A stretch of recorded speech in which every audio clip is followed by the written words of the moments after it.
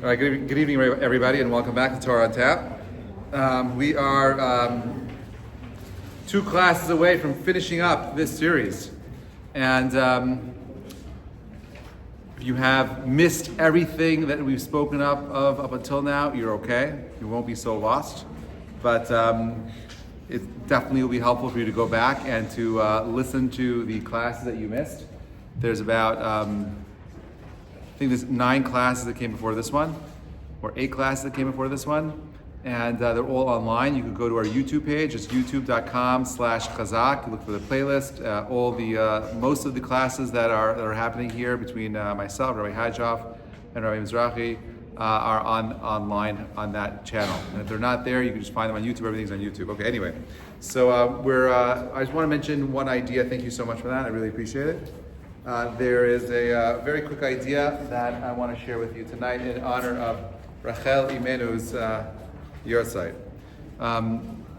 This week's Parsha is Parsha Vayera, and the Parsha begins with the story of Avraham saving Lot, and ends with the Parsha ends with Kedat Yitzchak. And the commentators have been struggling for many generations because they've all asked the questions and they've struggle to come up with a good answer as to what is the correlation between the beginning of the Parsha and the end of the Parsha. What's the theme over here? The beginning of the Parsha, we know that Avraham is saving Lot from Sodom. He tries to save Sodom and so on and so forth. And at the end of the Parsha, you have Avraham taking up his only son and offering him as an altar on the altar. That God had asked him to bring him up on Har Moriah, on Mount Moriah. And he ends up, thank God, going through the process, but not actually sacrificing his son. Is there a correlation between the two? So there's one correlation that I can think of, and I think it's relevant to Rachel Imenu's life. When Avraham goes down to Egypt, and Sarah is afraid that the Egyptians are going to go ahead and kill her husband and take her away. So they make this deal. He says, don't worry about it. I'm not going to say your wife. I'm going to say that you're my sister. And this way, no one will touch you. So they say, no problem. Now, Lot was there. Lot is in Egypt with Avraham. Pharaoh asks Avraham, who's the pretty girl? And he says, that's my sister. And Lot does not say a word. And there's something profound about someone who knows something, who wants to share it, could have easily sold out Avraham, for to the king of Egypt, given him the information, taken all the wealth that was given to Abraham as a reward, instead given it to Lot, right? But for whatever reason, Lot remains quiet. Doesn't say anything. Quiet. Avraham is going up to the Akedah, and he doesn't say a word, doesn't question. Now his whole life is about questioning, and it's this one thing that demands so many kinds of questioning, nothing happens. Not a question. Yitzchak doesn't question. Right? He acquiesced, Dad, whatever you say, wherever you want me to go, I'll go, whatever it is. Abraham doesn't question. Now, the idea of not questioning or being silent, right, is like a little bit antithetical to being Jewish, because being Jewish means being loud and questioning and being obnoxious sometimes. That's what chutzpah means. Like, don't be afraid to ask the hard questions. But over here, you find 3 individuals who remain silent. And I would argue that the person that exemplifies this concept of knowing a truth, being aware of something, and holding back the question, no one personifies that more than Rachel Imenu. Who else could watch the love of her life, be taken by another woman, knowing truths and not saying a word? Not knowing that after the wedding, that Yaakov would still be committed to her, knowing that he was bamboozled by Leah. Right? That type of silence, that type of strength, that type of conviction is profound. And I'll tell you why I think it's profound. Naturally, when we see, when we experience all kinds of challenges, we naturally have questions. We get frustrated. And we ask the question, like, why? So it's in that space, when we ask that question of why, we're demonstrating 2 things. One, I'm going to argue that there's a part of you that should be asking the question, because if you're not asking the question, you're in trouble. And it's okay to ask the question. The question really ultimately isn't the question. It's about your emotions. It's about what we've been speaking about for the last 10 weeks now. What defines who you are? Is it your intellect or is it your emotions? Is your element defining how you respond? Or is it the intellect that understands it's okay to question, but how am I directing my emotions? Rachel, I'm assuming that had anyone seen her right after all this happened, you would never have known anything was going on. Never have known that Yaakov gave her the simanim and that she knew that her sister was stealing the man of her life from her. You would have never known. Avraham and Yitzchak, people would have seen what they were doing. Yitzchak figured it out, by the way. He wasn't dumb. He wasn't just walking like a lamb to the slaughter. He knew exactly what was going on. And you can see that in the Pesukim. Avraham, knowing very well that he was going to sacrifice his son, knowing that he's preached for his whole life to these pagan worshippers of Molech, of the fire god, of people that would go ahead and sacrifice their children, their sons, to the fire god, and he would berate them, and he would come after them, and he would be so harsh on them. And here he is offering his only son to the God that he hears in his head. I'm sure he had questions, but somehow he found the strength to remain silent.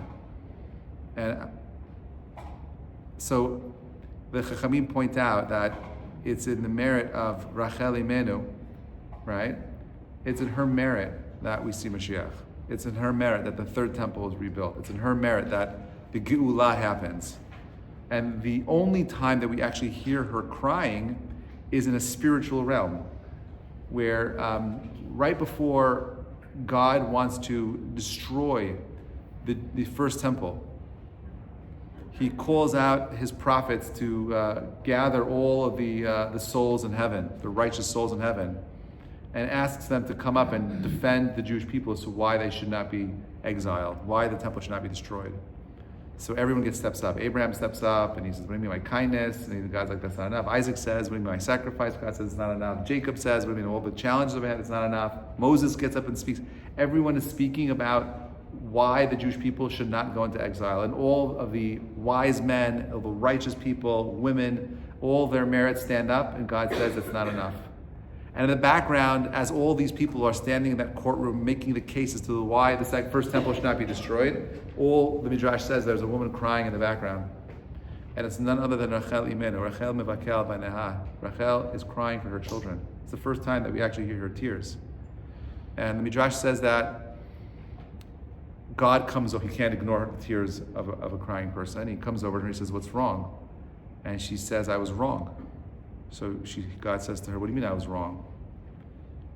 What do you mean you were wrong? So Rachel says, well, the reason why you're destroying the Jewish people is because of their idol worship, their idolatry. The first temple was destroyed because of Avodah Zarah.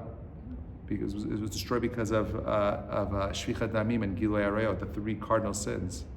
He says, but idol worship is really an expression of jealousy. And the reason why you're upset is because you are jealous of the Jewish people that are kind of cheating on you. So what you're really saying is that jealousy is a trait that man should be exhibiting. And I made a mistake by not being jealous of my sister and preventing her from being with my beloved husband, Jacob. And therefore I made a mistake. I was wrong.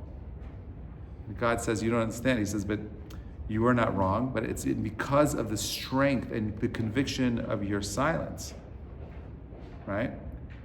And your ability to withhold jealousy is a very powerful emotion to hold back. When you see something and you really want, you see it in children, by the way, because they are so when a kid is jealous and they want something, what do? They just pull it out in your hands. That's mine now.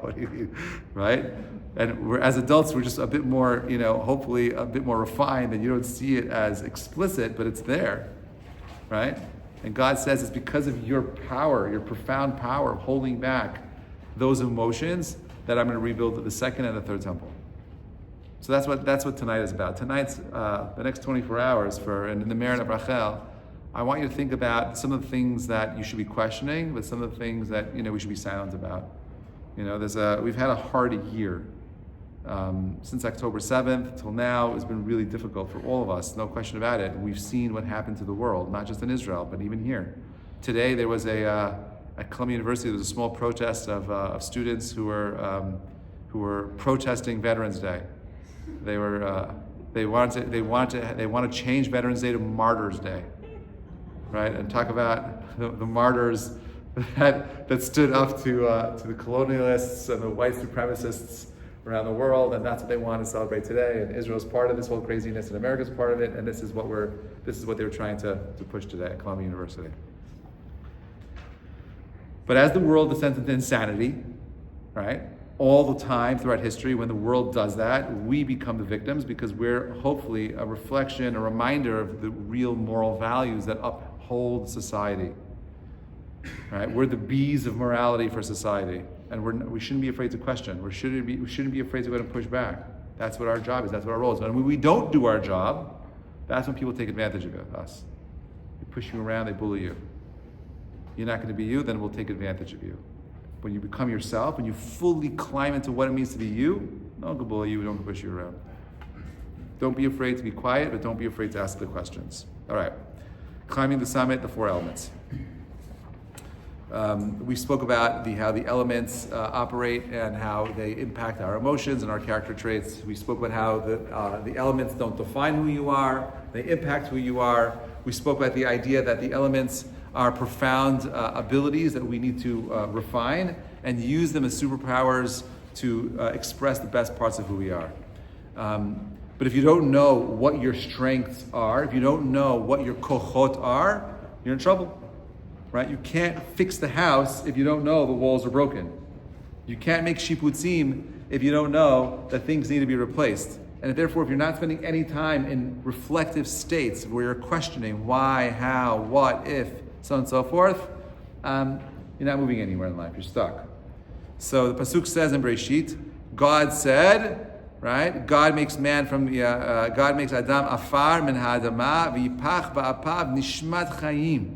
And God breathed into man the spirit of life, and man became a living soul. Onkelos says that the words nefesh chaya means that we were midaber, we were able to the power of speech. But what does it mean? What does it mean? Why did God blow the spirit of life into us? Right? Remember, we spoke about how in the book of Bereshit you see all the 4 elements being expressed over and over again. You see the water, you see the fire, you see the wind, you see the earth, you see all of it there. The earth is being punished, right? It's all there. We went through it in the past, you go through it. You see, there's this idea of people having all kinds of fear. The whole purpose of this class for me ultimately was really to kind of have a conversation about personal development. And I was just using the elements as a way of kind of having the conversation from a different perspective. But I'm not interested in people just being the same people that they are. My job is to motivate. My job is to inspire, I hope. My job is to help people question. My job is to get people information so they can go ahead and figure out how they can make the choices that allow them to be the best version of themselves. Does anyone know here what aerophobia is? Anyone know what aerophobia is? So aerophobia is the fear of heights, right? Fear of heights. And you have someone, I'm not sure if anyone has aerophobia. I think you get it as you get older, because I was never afraid of heights, and I feel like now that I'm a little bit older, I'm afraid of heights a little bit, not as much as I can overcome my phobias don't control me, but I get that little moment of whoa, it's too high up here, I could fall. You know what I'm talking about? Anyway, so aerophobia is this natural fear that people have when they're in very high places. You're at the top of the Empire State Building, you look over, you're like, whoa, you get that moment of that pushback, right? So that's a normal expression. That's a normal expression of an emotion.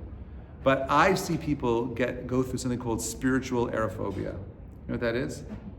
Spiritual aerophobia is when individuals are on a spiritual path and they're afraid of the spiritual heights that they might be attaining. So they pull themselves back. I can't become too religious. It's too much, Rabbi. It's too far. Too much spirituality is bad. It's dangerous. I got to pull myself back. Spiritual aerophobia is when an individual gets to this place where he recognizes that, whoa, there's a turning point here of my own spiritual clarity, and I'm too afraid of moving forward because I don't want to alienate my friends or my family or whatever it is, right? But there's no room for aerophobia or any kind of phobias in our lives. It's okay to have fear. It's not okay for the fear to control you. Because whenever fear controls you, that's just the way of the negative forces in the world defining you, and you not recognizing that that's the counterweight that you need to go ahead and become something bigger and better. Rav Dessler says that there are, goes through 5 different levels, or 5 different levels that a person is at as far as how they reflect to the purpose of their parnasah, their business, and so on and so forth. And he says that the whole entire purpose of God forcing us to work is so that you could go ahead and see God's finger in the world. And the person that lives at the highest level of clarity is the person that can recognize that he does not need to go to work. And I'm definitely not advocating that people should not work. I think you should work, right? But he says the highest level of the person who recognizes he does not need to work, but that all of his needs will be taken care of. As long as he is truly involved in spiritual development, then all his needs will be taken care of. And I don't want this is not a conversation about that. But the idea is that when we are struggling with something, like everyone struggles with finances, it's not an accident that the struggle is real. The struggle is there to help push you. It could either push you in the right direction or in the wrong direction. But there's a push. You determine which direction it goes in. I hope that you use that push as a way that helps elevate you, that helps motivate you, that helps inspire you to become something bigger. And if not, what ends up happening, you descend into a lower expression of the self, a part of you that you should have developed, that you did not develop, and you've lessened your ability to bring light into this world. And that's not what I want for you. So, for example, like when we talk about, finding God, there's this great piece of that I saw a couple of days ago in Chovot HaLevavot, Shara Bechina. And he makes this interesting observation. For me, remember, I didn't come from a religious background.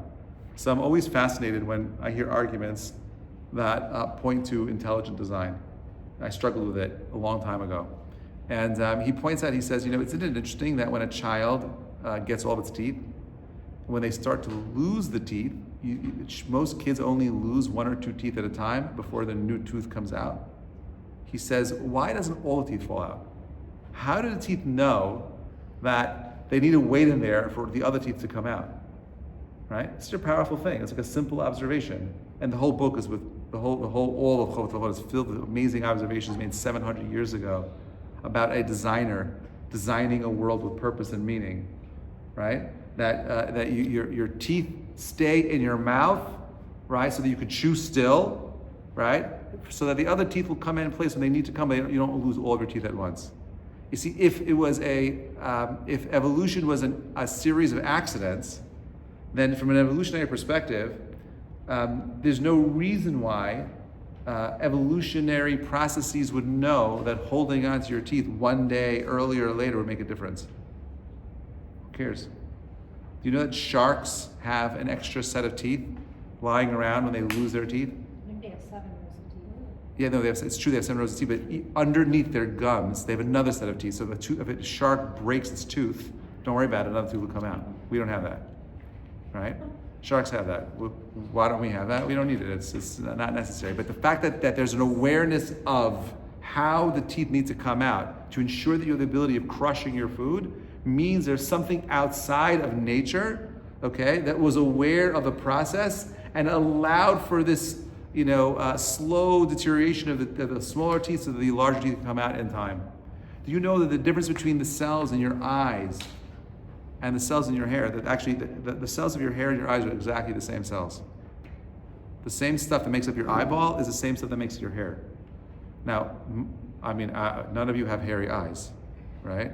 And my eyes are certainly very different than my hair. Well, how does my hair become something that blocks light and protects my head versus my eyes is something that absorbs light and allows light to pass through? For some reason, we don't know why yet, but the cells in the eyes, okay, they fold open like this so that light can pass through, so it's translucent, right? But for the hair, the cells fold over themselves like this so that it blocks light. Now, how do the cells know that this part of my eye needs to have the type of cells that are open enough for light to pass through it, but yet the cells over here had to figure out a way of protecting my brain so that I don't get I don't get heat stroke all the time, right? And making sure that light stays away from my head so I don't get overheated. How did it know that? How did it know there was a sun in the sky? How did it know there was light in the world with color, that my eyes need to be able to have the receptors to see those colors? Just figured it out accidentally over and over again? I don't think so. I think that there's something pulling the strings, something that said, Vayera, something that said, I'll pull man out of the ground, and there was man. These are not things that happen accidentally. Yes? But there are instances where our cells don't work properly, or there's a... Oh, 100%. There's definitely a breakdown of cells, no question about it. Cancer is one of them. Cancer has been around for a really long time. The earliest record of cancer we have is from an Egyptian mummy that's 3,500 years old. We found cancer in her. She had breast cancer, and she had lung cancer. So she probably died of her cancer. But cancer's been around for a long time. The difference is that today people are living a lot longer than people did back then. Remember that the median life expectancy only 100 years ago in this country, you know what it was in 1920? 45, right? It was 45 100 years ago. Okay, I wouldn't be here right now. I wouldn't be here right now giving this class. You have a younger rabbi teaching his class, a couple of years left before he has to go, right? That's what it was 100 years ago in this country, okay? Which is a crazy thought. But we live longer, and because we live longer, our cells are struggle with so much of the world that we're in today. And it's a combination of all kinds of things. It's a combination of genetics, combination of diet, combination of, I could have a whole long conversation about cancer and whatnot. But it's a great question, but it's not for now. But even if you have rogue cells, the rogue cells doesn't speak about lack of order. The rogue cells actually talk about a very disciplined expression of order, just a breakdown of the machine itself. I had a kidney stone right after Rosh Hashanah, and it was really painful. I was crying, and it was very painful. And I got it on, I had it for like 4.5 days. Came out like on a Thursday. Then Friday was Yom Kippur. So Yom Kippur for me was like fasting, even though I wasn't supposed. Even though the doctor said I have no obligation to fast Yom Kippur. So you are choleh sheyesh bo sakana. He's like, you're allowed to drink water. You're allowed to eat on Yom Kippur. But I did not listen to my doctor. He was a really special guy. I didn't tell him. Anyway, so Yom Kippur was tough. But anyway, I'm sharing that because it's true that my kidneys produced my right kidney produced a extra a 2 millimeter sized shard of calcium that went down my urinary tract. Okay, and it was jagged and it was like cutting away along the way and whatever it was, and it was really painful. And I gave birth to a rock. Right now, when women give birth to things, their body actually expands so that the babies can come out. That doesn't happen for a man when he gives, or a woman for that matter, in a kidney stone. Okay, now, so yes, it was painful. Why did my body do that? Well, it could be that I didn't drink properly for the whole summer. As a matter of fact, I didn't know this, but right at the end of a dry summer, there's a huge spike of kidney stones in the months of September and October across the whole country. Right, so it's very common to get kidney stones in September and October because of the summer. So now, is that just my body responding to my poor hydration habits and my poor diet? Probably, could be. Is that also a punishment from the divine? 100%. Why did it happen right then? My Tshuva, I was in agony for a reason. I don't believe it happened accidentally. But that's not the cool part. This is the cool part. Ready? So I went to the hospital. Remember that this past year, Rosh Hashanah was when? Wednesday. So we had a 3-day Chag. So Saturday, Shabbat at 4 o'clock, I'm like, I gotta go for a walk. We had all this food, I gotta walk. My wife and I go for a walk. I come back, I'm like, I'm dying. You gotta call Hatzalah. I'm on the floor, right? Calls Hatzalah. It's like 6 o'clock. I'm in the hospital. I didn't hear Havdalah, whatever it is. They do all the CAT scans, whatever it is. So I have what my kidneys looked like the night of this attack. And then last week I got a sonogram. It was really cool. And so that sounds weird, right? But I got a sonogram of my kidneys. And I got to see like a before and after what my kidneys look like, from the night, from 4 weeks ago to today. So, and everything, all my blood work, I have everything. I use the contrast. So like 4 weeks ago, my body is like shutting down, it's in pain. Inflammation, my kidney is X amount of millimeters larger because it's like clogged, that nothing is getting through, whatever it is. And like you see like the vein, like you see damage in my body. 4 weeks later, it's gone. Is that teva? Is that nature? Or is that miraculous? Now, when my car, gets clogged with something or something else, machinery, they don't have a self-healing button that, when the pipes burst or something gets clogged, it just fixes itself, right? Your bodies are a walking wonder of miraculousness. And yeah, there are times where there are challenges. Cancer is real. The pain that people go through is real. But I also believe that we're not supposed to be here forever.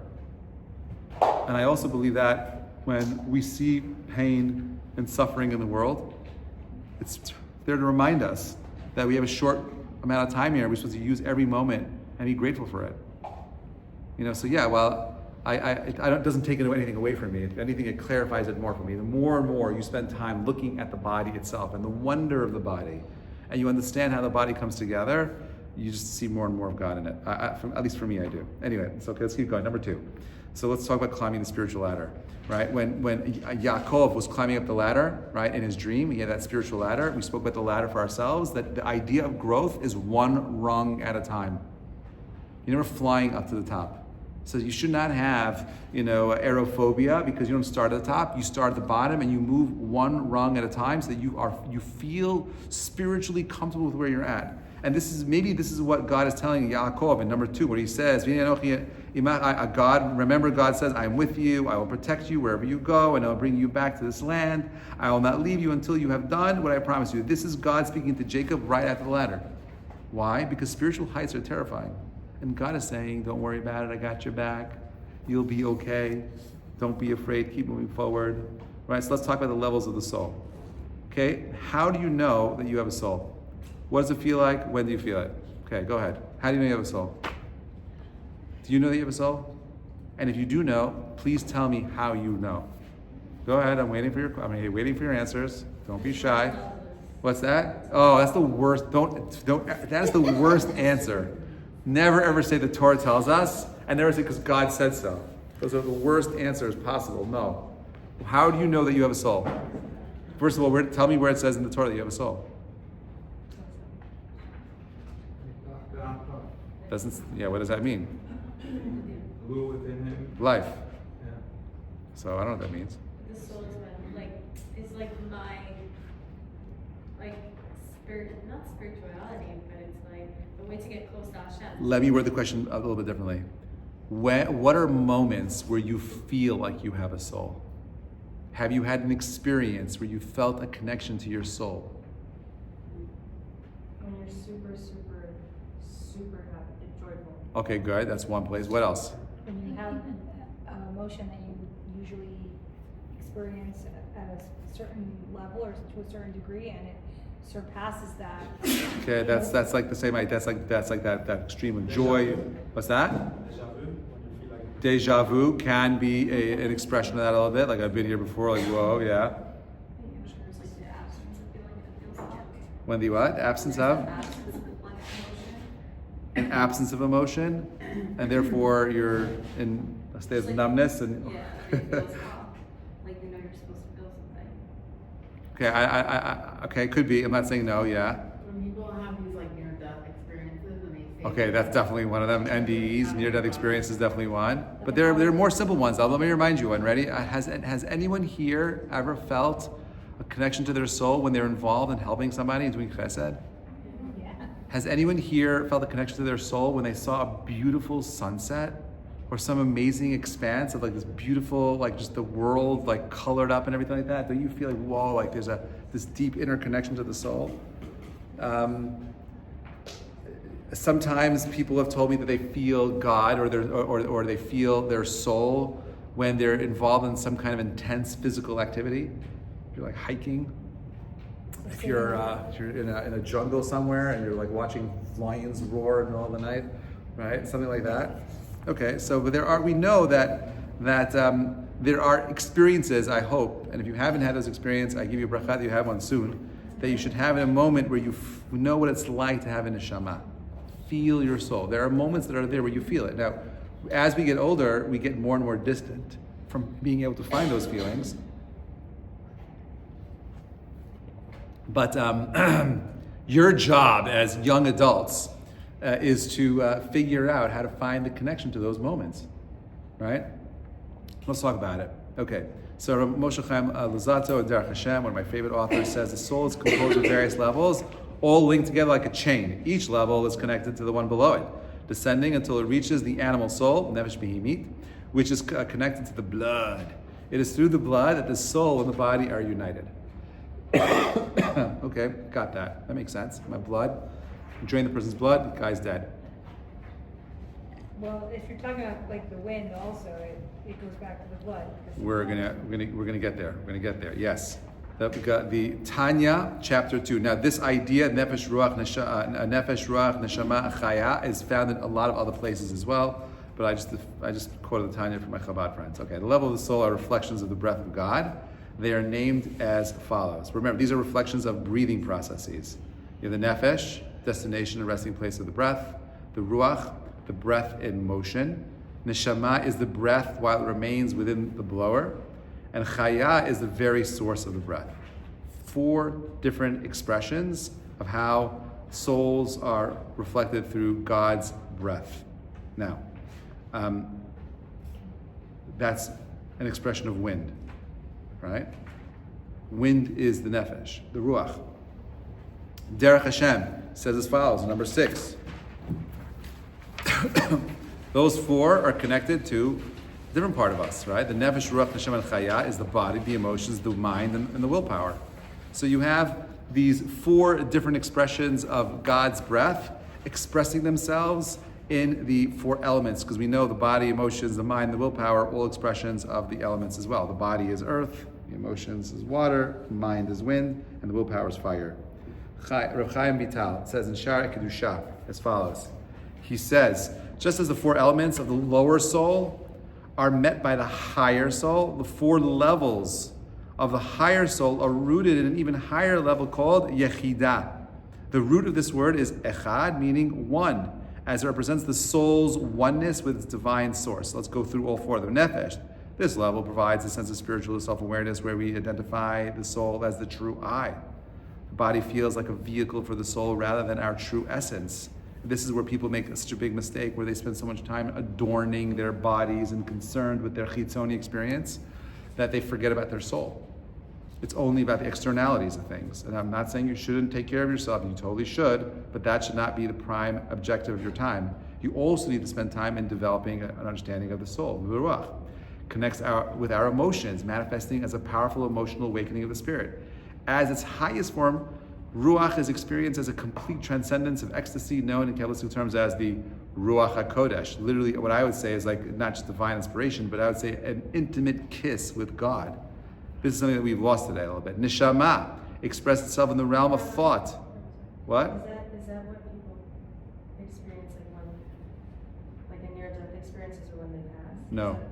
Or is it like a- Ruach is when you're alive.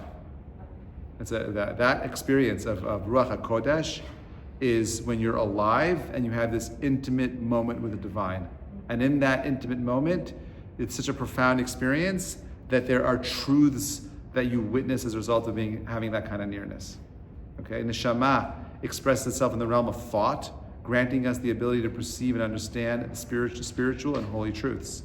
Chaya, that level is linked to the realm of will. Although it is beyond direct experience, we're connected to it, drawing from the appliance. From an appliance, it draws. It's the same way as an appliance draws power from a source that is beyond itself.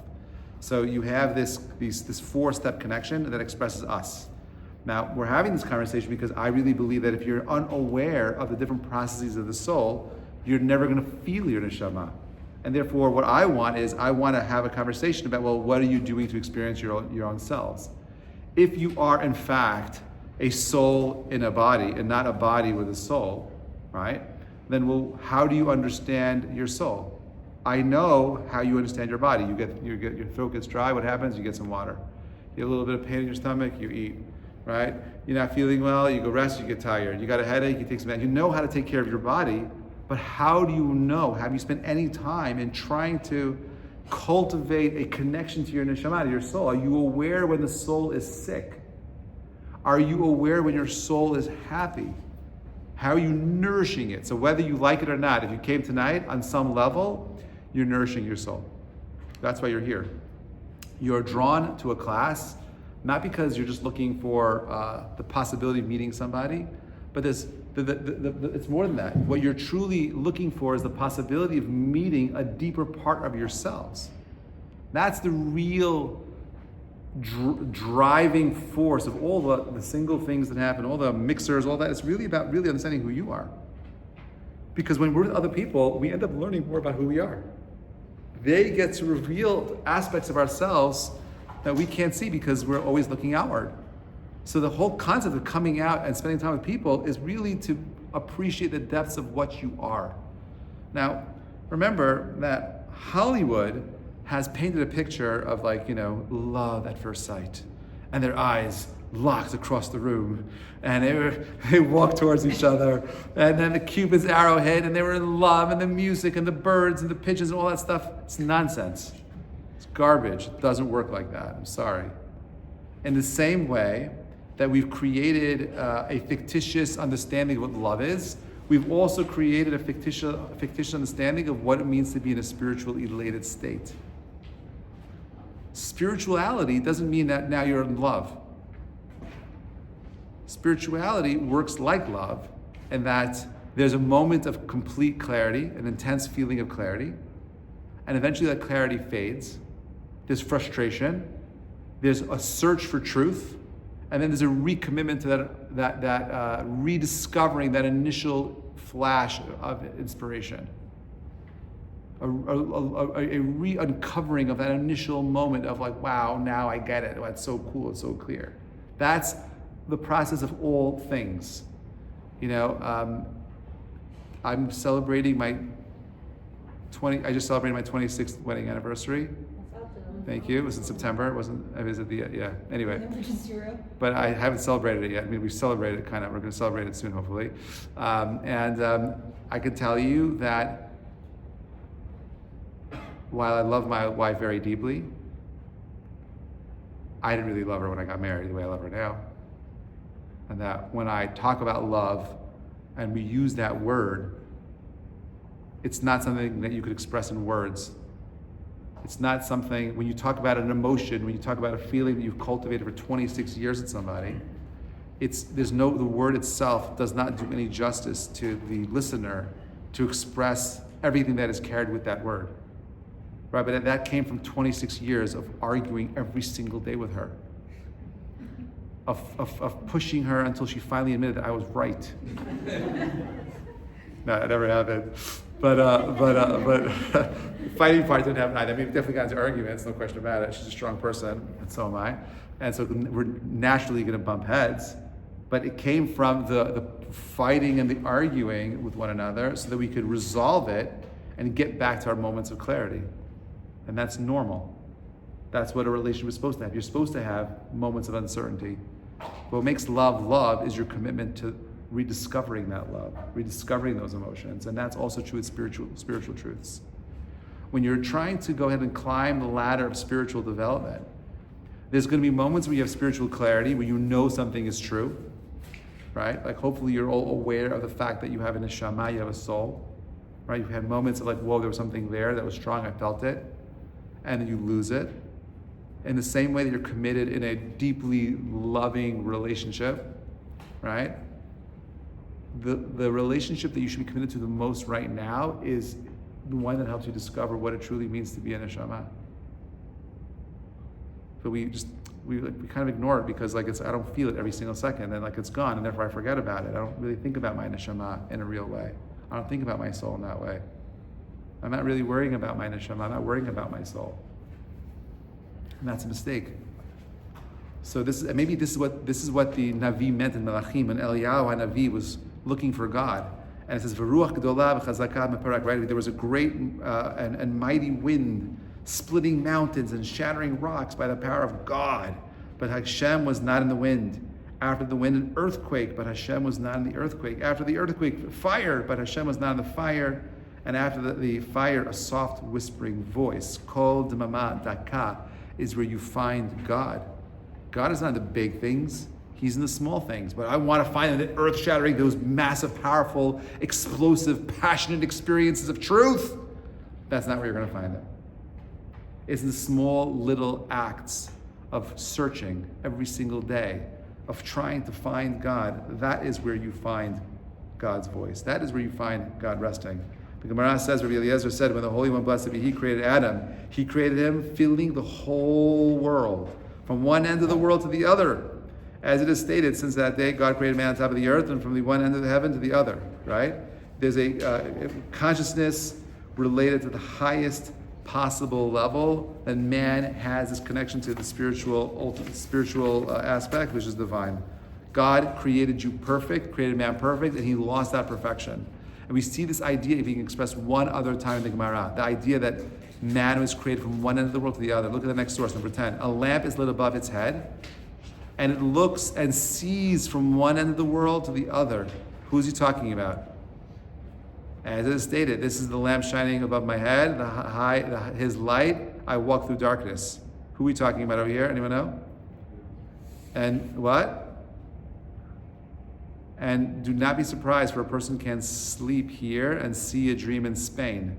They teach him the entire Torah, and then as soon as it emerges into the air of the world, the angel comes down and strikes him in his mouth, causing him to forget the entire Torah. Who are we talking about? A child at birth. When a child is in his mother's womb, it is full. It has the power of seeing everything, past, present, and future. It has all knowledge. And when you are born, it is all lost and forgotten. Why?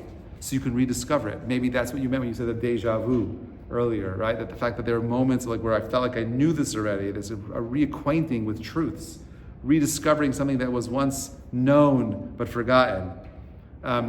That is what God creates. He creates in you everything that you could possibly need to know, and all you have to do now in the state that you're in as a human being with a body and a soul, the power of free will, is to choose whether or not you want to rediscover those truths. How much are you willing to explore? How much are you willing to fight for those truths? Okay, so you have like inspiration at its greatest expression is like water, right? Water becomes full of love. It is open. It's flowing. Not the wild expression of water. Water, is that emotion. But you have fire. You have earth, which is the body.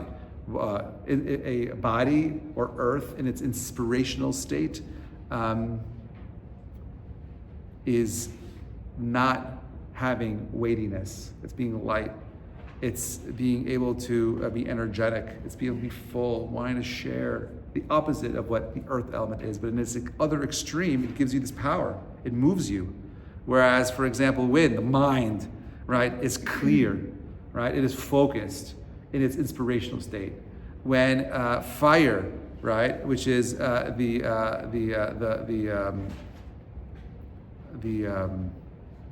fire is the intellect, right?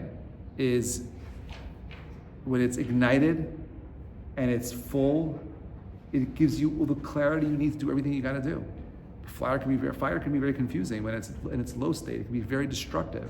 But when fire is in its inspirational state, right, you have the complete clarity of doing exactly what you need to do. So here you have the elements in one extreme, bringing you to a place of growth and development, or God forbid, the opposite state, holding you back and keeping you closely connected to your nefesh behimi, which is what we don't want. The Piyazatzna Rabbi, he says as follows. He says, at those very moments when one feels inspired and spiritually connected, one should try to say a prayer, reflect on a Torah insight, or perform a kind act. And in doing so, one can crystallize and give form to that feeling. How are you making your emotions real? So prayer is one way of doing it, which is why I believe prayer is repetitive. The idea of a mantra, of finding something that within the prayer that says, wow, I want to be the one that does this. I want to grow. I want to become someone who's sensitive. I want to become someone who's caring, who's loving, who's understanding, who's giving, who's compassionate. Skel, rachum, b'chanun, all those expressions of God's midot. I want that in my life. But if you are not searching for those things, you will just become a product of your mazal or your environment. Which one do you want? Your parents and your family determine your nature, or your environment determine your nature. And the only other thing that determines your nature is, ready? Your choice. Which one do you want it to be? Do you want to be defined by your parents' legacy? Do you want to be defined by your cultural legacy? Or do you want to be defined by your own legacy? You choose. That's what it means to express greatness. Talmud Brachot says the pious ones of old would wait an hour before praying so they might direct their hearts to their Father in heaven. It says they would spend an hour before praying and an hour after praying. They spend an hour preparing for praying. They'd pray for an hour and then spend another hour coming down from their spiritual heights. They're trying to implement their ideas. 3 hours a day of prayers. Now, I can't do that. I go crazy. I'm in the fast meeting at 8 o'clock. We're finished at 8:30, right? But there was a world where you had something called Shabbat. And maybe this is why man is created on Friday. Even though he sins before Shabbat, what does he have to do? He has to experience a Shabbat. He has to be put into a space where time acts differently. Or I hope your Shabbats are not like the week, not like the work week, where you have a Shabbat where you're able to kind of completely unplug and disconnect and look at time differently. You could have a time every week for 25 hours you're really trying to reconnect to the soul. The idea of the Friday night candles, the Kiddush, the meal is all about you singing, sharing the Torah, so you can be more connected to the soul, not more connected to the body. But that's up to you how you want your Shabbats to experience. And I believe this is why God did not throw them out of Eden, did not throw them out of Gan Eden until they only threw them out after Shabbat. Have that one Shabbat because your Shabbat is the key to getting back into the Garden of Eden. So let's end with these quotes. Your vision will become clear only when you look into your heart. Who looks outside dreams, who looks inside awakens. One can have no smaller or greater mastery than the mastery of oneself. That was Da Vinci. To find yourself, think of it for yourself. Be yourself, everyone else is already taken. That's all there's left. It's just you. Right? So what you do with your own spiritual development, with understanding your elements, that's on you. How far you go, that's on you. You're feeling like spiritually disconnected, you know whose fault that is? That's on you. I'm not asking you to become a rabbi, I'm not telling you to become a rebbitzin, I'm just saying you have to become alive. I'll end with the following idea. If you looked at the beginning of Breshit, at the first two parshiot, from Breshit and Noach, it talks about all the different people that were alive. This person, Vayichya, this person, Yichya, that person, the people were alive. And why do I need to know that they were alive? They were all dead. I mean, when it was written, they were all dead. And this person lived then. It's been like, why are they talking about these people? Now, it's interesting. There were a lot more people alive in the world than people listed in the genealogical record in Genesis and Noah. Right? We know the names of the people that go from Adam all the way to Abraham. We know the names of the people that go from Abraham all the way to Moses. We know the names of the rabbis that go from all the way from Moses down to me and to you. You're part of that nice, long genealogical record. Those first people that were the Torah spoke about, they were alive. It's not telling me that they lived, they're mentioned, they were obviously alive. But there's a difference between people that are alive and people that are living. There's a difference between people that let their lives happen versus people that make their lives happen. You choose. You could walk through life like a zombie, that's on you. Or you could walk through life being on fire. The Nevi'im would go out and the prophets would go out, and if they were feeling uninspired, they listened to music. They did things to elicit the emotion because they wanted the connection. But if we're so disconnected from our souls because all we're thinking about is our bodies, you're going to be forever disconnected from your soul. I don't want your soul to atrophy. When you spend time reigniting the soul, everything else changes for the body as well. You want to change the mazal, my friends? You have to change how you have to take control over your elements. You want to change the mazal is always nozel. We spoke about mazal as being that nozel, that flow, that drip. The way you redirect the drip is by redirecting how these elements operate in your body. And Bezrat Hashem, next week when we conclude, will kind of give you some last practical ideas of how to pull it all together. Have an amazing week, Mr. Hashem, guys. We'll see you next week.